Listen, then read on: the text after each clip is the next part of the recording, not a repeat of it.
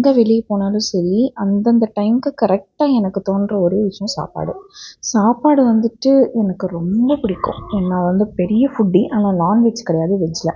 கல்யாணத்துக்கு முன்னாடி கொஞ்ச நாள் வரைக்குமே நானும் எங்கள் நைனாவும் போகாத இடம் கிடையாது, சாப்பிடாத ஹோட்டலே கிடையாது. அவ்வளோ சாப்பிடுவோம். என்னை செலக்ட் பண்ணி சாப்பிடுவோம். அந்த மெமரிஸ் எல்லாம் இப்போ வரைக்கும் எனக்கு ரொம்ப செரிஸான ஒரு மூமெண்ட். பட் இப்போ என்னென்னா, நான் வந்து ஒவ்வொரு ஐட்டமாக பார்த்து சாப்பிட்ருக்கேன். டெலிவரிக்கு அப்புறமா பாடியே மாறிடுச்சு. முதல்ல நிறைய பேர் சொல்கிறத நம்ம கேட்டிருப்போம். பட் இப்போ தான் அதெல்லாம் தெரியுது. ஆனால் ஸ்வீட் கடையை பார்த்தா மட்டும் அந்த டெம்டிங் நிற்காது.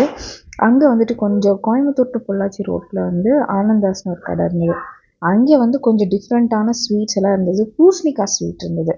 அதையும் வாங்கிட்டு அப்படியே கிளம்பிட்டோம். இவரோட அந்த கேம் கடல் கண்ணியில் கேம்ஸ் போட்டிருக்காரு இல்லையா, அதை பார்த்துட்டு அங்கே ஒரு 2, 3 டாப் மட்டும் எடுத்துகிட்டு அப்படியே